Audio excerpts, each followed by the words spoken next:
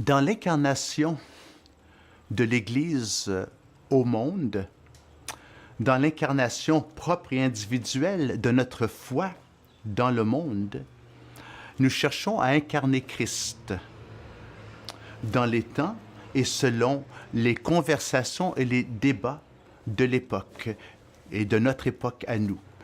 Quelque part, on est appelé à être pleinement participant au monde qui est le nôtre.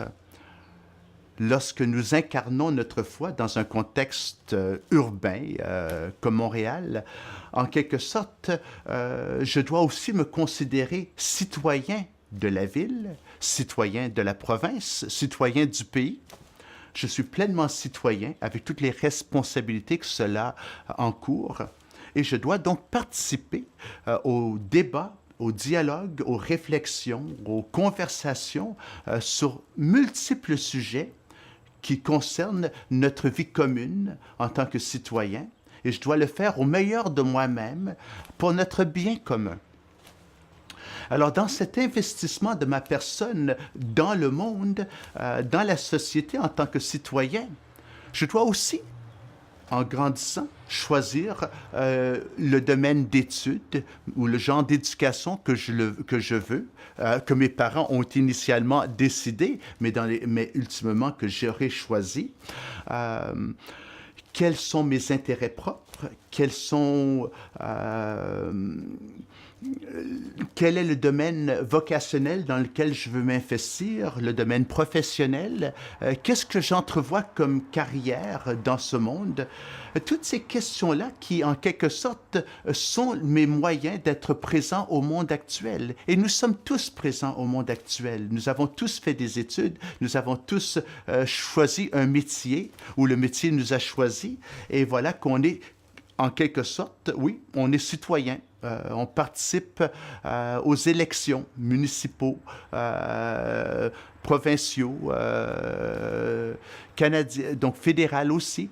Alors, on doit contribuer et participer pleinement en étant aussi lucide que possible et en cherchant dans toutes nos actions, dans tous nos choix, dans toutes nos décisions, d'être le plus cohérent possible avec notre foi, ce que nous croyons et les valeurs qui sont devenues les nôtres, les valeurs qui nous sont propres.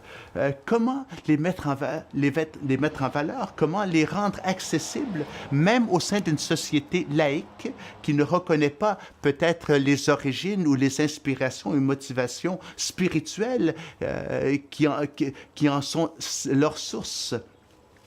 Alors, on est pleinement présent et participant au monde.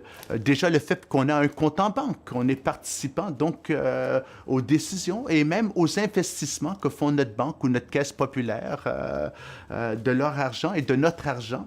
Quelque part, on est lié au monde. On ne peut pas s'en détacher. Le monde est notre lieu d'habitation.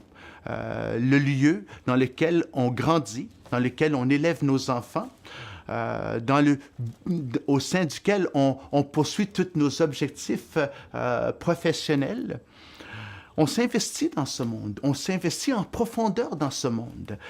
Et en quelque sorte, on s'investit dans les différentes sphères qui sont propres à notre humanité. Quelle que soit la société, la culture, le peuple ou l'ethnie humaine au cours de l'histoire, il y a un certain nombre de sphères, de dimensions de cette humanité collective qui nous concerne tous. Premièrement, la gouvernance.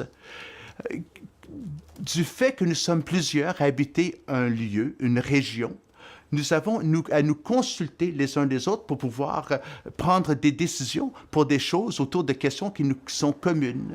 On est participant dans ces processus décisionnels. Alors voilà que, quelle que soit la société, différentes formes de gouvernance ont été mises en place. Le domaine de la politique, en quelque sorte pour mener et orienter cette gouvernance vers certaines valeurs, vers certaines directions. On est pleinement participant au domaine politique de notre monde actuel.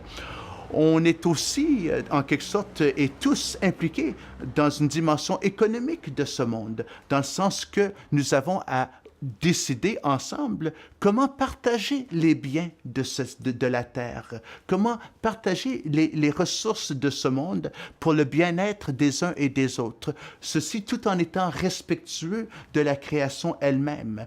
Alors, tous ces enjeux écologiques, économiques, et les deux sont interreliés. Ce sont les deux pans de la même pièce, en quelque sorte. L'économie ne peut exister sans l'écologie qui est derrière la gestion de la terre. Alors, on a effectivement un intérêt économique et écologique qui nous revient, même en tant que croyants, et on doit être participant à tous ces enjeux-là. C'est le monde dans lequel nous nous retrouvons. Ça fait partie des sphères de la société. Le domaine de l'éducation, quelle que soit la société et la culture, ou le moment dans l'histoire, toujours l'éducation a fait partie du projet humain. En tant que parents, instruire nos enfants. Quand Dieu a demandé à l'homme de nommer les animaux dans le jardin, d'une part, cette tâche représentait aussi la création de langage, de langue, un langage afin de pouvoir communiquer et nous comprendre les uns les autres. On a créé un langage, on a créé une terminologie. Et puis bien sûr, pour pouvoir nommer les animaux, mais aussi toute la création et en quelque sorte l'invitation à apprendre à bien communiquer les uns avec les autres. Dès qu'on commence à créer un langage, on veut transmettre cette langue à nos enfants. Ils n'ont pas besoin de réinventer ce langage. Ils peuvent y contribuer, mais ils n'ont pas besoin de commencer à partir de rien. Alors déjà, on transmet à nos enfants tout notre raisonnement, qui vient soutenir le langage qui est le nôtre et le pourquoi qu'on a pris tel et tel. Quelle science, en quelque sorte, nous a conduit à utiliser tel et tel nom pour telle et telle espèce de vie. Alors, donc l'éducation fait partie de notre humanité. Ce sont pour moi des sphères essentielles de notre humanité collective et dont nous sommes participants pleinement. Alors, en quelque sorte, c'est dans ce monde que nous sommes envoyés. Et je dirais, en soulignant tous ces aspects-là, le fait que quand dans les églises, on prie que Dieu envoie et suscite parmi nous des ouvriers pour aller dans la moisson, souvent, on a en tête de nouveaux missionnaires, peut-être d'autres pasteurs, peut-être des évangélistes. Et très souvent dans nos prières, on regarde à la reproduction de la sphère religieuse, donc dans notre ville, dans la création et l'implantation de nouvelles églises, ou peut-être pour envoyer des missionnaires à l'étranger, en Asie, peut-être en Chine, pour être témoins de la foi là-bas. Mais on a en tête donc le développement donc de la sphère religieuse. Et on oublie les 98-99% de nos membres qui sont déjà dans le monde, sur le terrain.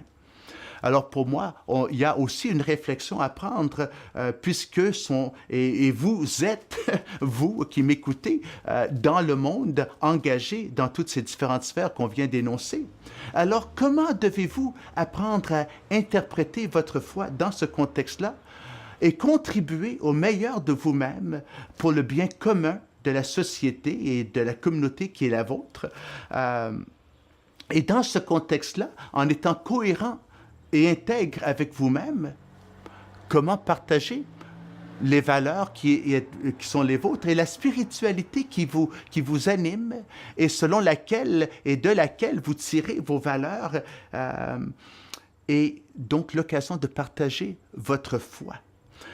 Non seulement pour ramener les gens dans l'Église, ce qui est souvent l'objectif de sauver des âmes, non, mais avec une vision de vouloir restaurer même cette sphère de la société, puisque ce sont des aspects de la vie humaine créés par Dieu et que Dieu cherche à sauvegarder. Alors, quelque part, nos milieux de travail, nos entreprises, le domaine de l'éducation, que ce soit les arts et les médias, quelque part, on a en tant que chrétiens un rôle à jouer dans la mise en valeur de ces sphères-là, dans leur juste contribution et participation à la vie collective de la société. Euh, et c'est à l'intérieur de cette intégrité propre que notre témoignage de foi chrétienne a aussi une portée. Alors, donc, je vous invite à repenser et à approfondir je crois en tant qu'Église et en tant que croyants, nous avons à nous encourager et nous donner les moyens les uns les autres à essayer de saisir encore plus profondément. Mais quel est mon rôle dans ce domaine où Dieu m'a appelé? Un appel tout aussi important que le pastorat ou la vie missionnaire. Qu'est-ce que j'ai dans mon appel propre à moi, dans mon milieu séculier? Qu'est-ce que Dieu me demande? Comment est-ce que je peux contribuer pleinement à la vie humaine tout en étant témoin de l'amour du Christ dans mon milieu?